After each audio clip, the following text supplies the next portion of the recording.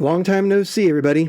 Xin chào các bạn. Oh, hi, movies. Good morning, evening, afternoon, whatever, YouTube. It's been a while. Long story short, life got in the way. So without further ado, Vietnam may not be the first place to come to mind as cinematic hotspot, but that's exactly why I wanted to highlight this plucky little country. No longer just a distant headline or the subject of sad Americans being sad about committing war crimes. Vietnamese cinema is in fast cultivating its own language and expressing stories from their own perspective. A side note that I hope you don't mistake for a humble brag. And that is to say that I have happened to have met some of the people involved in the movies I mentioned today. But I have not told them I'm doing this, and I'm not being compensated in any way. I just love these movies. Now with that out of the way, let's begin this crash course with what probably most people think about when they think the name Vietnam. And that is, of course, the war. So we're going to start off with the film Địa Đạo, or Tunnels, Sun in the Dark. It was released just last year on the cusp of the 50th anniversary of the war's official end. Director Bui Tak Truyn and his crew largely eschew political grandstanding to instead focus on a harrowing tale of human survival. The heroism of these fighters becomes self-evident as these men and women literally live day in and day out inside of cramped,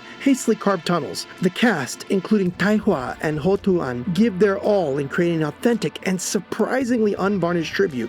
This is not a jingoistic chest thumper where the dirty Americans are beaten back by flawlessly noble Vietnamese fighters. Instead, it is a desperate tale of people pushed to the brink, trying to stay alive for one more day. Those looking for kishy speeches on socialist brotherhood? Look elsewhere. Certainly, I was not expecting a movie like this to have a scene of, let's just call it, dubiously consensual intimacy. There is nobility in the cause, not necessarily the fighters for that cause. This is a bold choice that shows a respect for the audience and the reality of the situation they were in. I also appreciate there's a coda at the end of the film where the filmmakers include interviews with actual fighters in the Cu Chi tunnels and show off all their homework of how they were able to put together bombs, dig the tunnels, and basically live out a whole life without seeing the sun for days on end, if not months. This is not just a great Vietnamese film, but a great war film, period. We don't often get ones like this, and if you're going to start anywhere, you could go here. Địa đạo là chiến tranh nhân dân. Cho tụi nó biết địa đạo lợi hại là sao.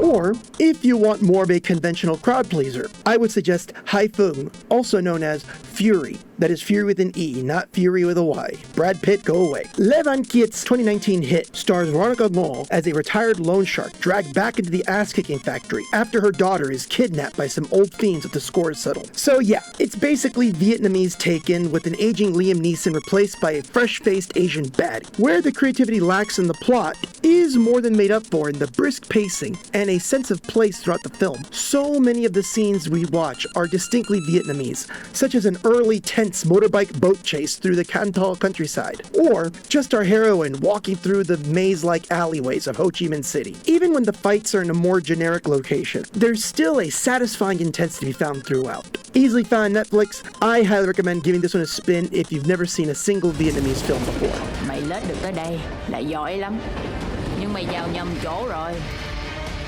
Tao có thể tới nhầm chỗ, nhưng mày đã bắt nhầm con tao rồi. Now, let's go back a bit in time with 2007's Owl and the Sparrow. This one is probably my absolute favorite film on this list. Stefan Gauger created a modern-day fairy tale in this. Thuy is an impoverished young girl who escapes from working at her cruel uncle's factory to instead sell flowers and postcards in Saigon, as so many children unfortunately do even to this day. Life is no less hard on her own, but she does manage to befriend a kind, if jaded, flight attendant and a gentle, if lonesome zookeeper.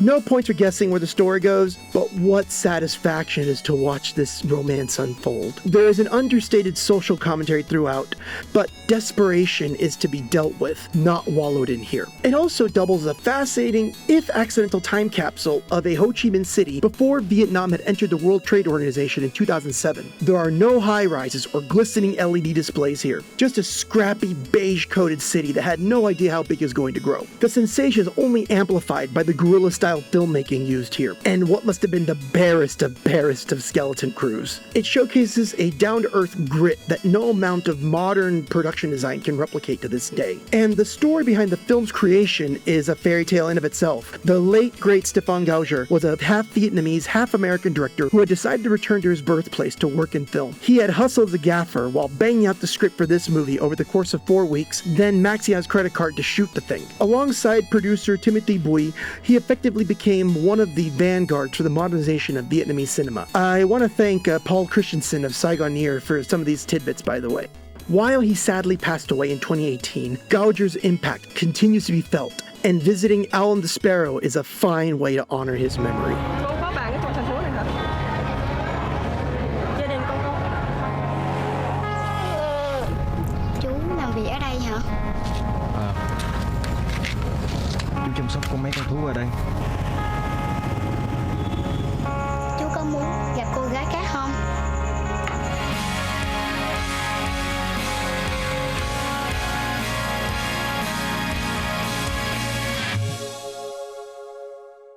So let's go to a slightly more modern take on the difficulties of the lower classes. 2016's Nang manages to both be grittier and more whimsical than Alan the Sparrow. Dong Dang Yao's film follows a destitute mother with a severe mental handicap and her plucky young daughter as they scrape by selling lottery tickets and literal scrap metal. It's more whimsical than Alan the Sparrow in that a young Kim Tu plays up the titular character in a much more sarcastic and spunky way. If you've seen like a Little Orphan Annie or Curly Sue, you get what I'm talking about. She's more of this Hollywood cute kid, as opposed to the more realistic and grounded take in Alan the Sparrow. The crushing poverty that she lives with her mother in a riverside shack is almost brushed aside in that they seem genuinely happy, if nothing else. You don't got money, at least you got each other, that kind of thing. It only gets more whimsical when a disgraced rich kid comes to their lives after Nang's mother stops from committing suicide following an AIDS diagnosis. It's stuff like this where Nang reveals a grittier side. We also see, of all things, Nang's mother wind up being framed for drug distribution, a capital offense in Vietnam. And after this whole subplot emerges, out of nowhere almost, Nang becomes a proper police procedural, complete with a set of detectives having a serious talk about the drug network and who's involved. And then the climax becomes a harrowing race to stop a firing squad execution that's scarier than some actual horror films. It's uneven, it's not a classic, but dang it, it left me a blubbery mess, and the fact that it spawned 2 sequels should be a testament to its resonance and effectiveness with audiences. Vui vui lắm nha ba. Chú không được nói từ mấy ba. Vui lắm nha ba. Chú cũng không được nói từ mấy má luôn. Vậy bây giờ tôi nói gì bây giờ?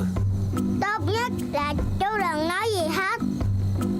And moving straight into grit overdrive without a hint of whimsy is Chan Tan Hui's debut roller coaster, Rom. Similar to Nang, it's about the lottery, but unlike Nang, this is about the players, or at least a subsection of players, who engage in an illegal yet highly popular local lottery called Sode. The titular character is an orphan who makes a living collecting money for these guessing games in the hopes of being able to one day find his parents. Of course, when everyone in the neighborhood is beyond broke, laying off of debt, and at risk at losing their homes due to development, it's no surprise that it all literally explodes into violence. There are no friendly elephants or quippy little girls to be found here. Hell, the film makes a deliberate choice to show nothing of the more developed areas of the city. Rom Saigon is an endless labyrinth of sheet metal, musty wood, and dirty, frequently blood-soaked concrete. This is by far the most controversial title on our list today. Winning the New Currents Award at the 2019 Busan Film Festival, the filmmakers were penalized by the Vietnamese government for not seeking screening permission from the censors before showing it. Thankfully, winning a prize at a prestigious film festival also made it difficult for the authorities to throw away the baby with the bathwater. Watching the reworked version in 2020, it's hard to blame the filmmakers for seeking forgiveness before permission. Even the recut makes it very clear that this is an unapologetically balls-to-the-walls passion project, with dynamic, often unconventional camera work, and there's an unrestrained violence that you just didn't see in Vietnamese cinema to this point. The biggest frustration is that the 2020 version we do have, for all of its remaining strengths, it still is not the film the crew had envisioned when they first made it. Instead, we have to settle for a film with a maddeningly sudden ending and an unresolved story we just will likely never see the original vision as intended. And that sucks. Nonetheless, Rom remains important because it's arguably the flag bearer of a new wave of Vietnamese cinema. A certain transgression, it's hard to pinpoint it exactly. It's not that Vietnam has never tackled contemporary social issues before. However, there's a tendency to cloak these issues in subtext and instead making the focus a family drama or a farcical comedy. And it's understandable to a degree. The average moviegoer wants to see beautiful people in beautiful places doing beautiful things to forget their worries, not indulge in them. It will be interesting to see if this shift continues in the future.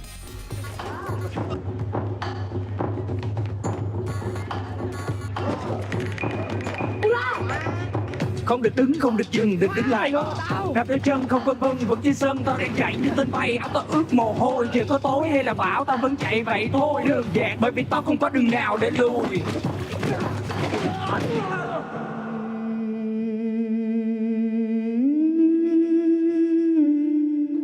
Tao kiếm được ba má mày rồi. Lát tao đưa số điện thoại cho.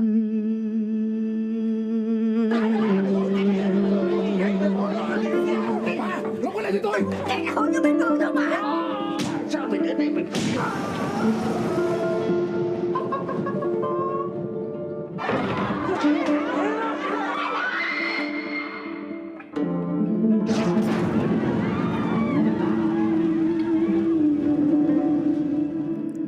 Alas, there is nothing new under the sun as we can see in the final film on our list. This takes us all the way back to 1982. We'll close on a historical note with the famed director Phan Van Hoa's Làng Vu Dai Nghe Ai, or Vu Dai Village of Days Past. This is a pastiche film that adapts the short stories of the celebrated writer Nam Cao. And Nam Cao is a fascinating figure in his own right. I would describe him as a cross between William Faulkner and Ernest Hemingway, with a hell of a lot more actual combat experience instead of just telling tall tales after the fact. Not unlike Faulkner, Nam Cao wrote stories with a recurring cast of characters set in a fictional village, the titular Vu Dai. He focused on the hardships of the downtrodden classes. He was also a journalist like Hemingway, and he was known for a similarly direct, unsentimental style that nonetheless tugs at the heartstrings and sparks outrage in the reader. I have to admit I have not read Nam Cao's original short stories, but like any good adaptation, you are given a flavor and a feeling of the work. Director Hua strings Nam Cao's disparate short stories together by using the framing device of a teacher returning to his hometown, only to discover that the village of Vu Dai has devolved into degeneracy at the hands of the greedy village elder, Ba Kien. It is not a subtle criticism of the feudalism of the time, but a well-made one, and one that still has relevance to this day. Also remaining quite relevant and aging well is the look of the movie. Despite being made in 1982, less than 7 years at the end of the war, much like other post-war Vietnamese films, the film's stock and production values used make it look like it'd be playing alongside of Salt of the Earth, not freaking Rambo First Blood and Rocky 3 that came out that same year. I think it actually serves the story very well, given that Nam Cao is writing stories concerning life in the 1930s and 40s. It gives this movie a certain newsreel documentary vibe. And the performances are excellent throughout too, with People's Artist Bui Kung a standout as the memorable scoundrel Chi Theo, working as a drunken thug for Ba Kien, but not without his soft side and humanity. Funny enough, apparently the love scene between Chi Theo and Tina was nearly axed to the government as well, but director Hua was able to argue on the literary merits of the scene, and he also used his own and Nam Cao's revolutionary bona fides during the war to allow such a lurid scene to take place all the same. I have to appreciate the poetry in how just some problems never change. The dated production values keep me from giving this as full-throated a recommendation as the other films on our list today, but I do think it is by far one of the most significant. The stories told here remain relevant and beloved in Vietnamese culture to this very day. You can't go too far in the city without seeing Chi Theo or another memorable character, the dog Cao Bang, referenced throughout. Muộn rồi, ông giáo còn đi đâu ạ? Vâng, muộn, nhưng tôi cần phải đi ngay.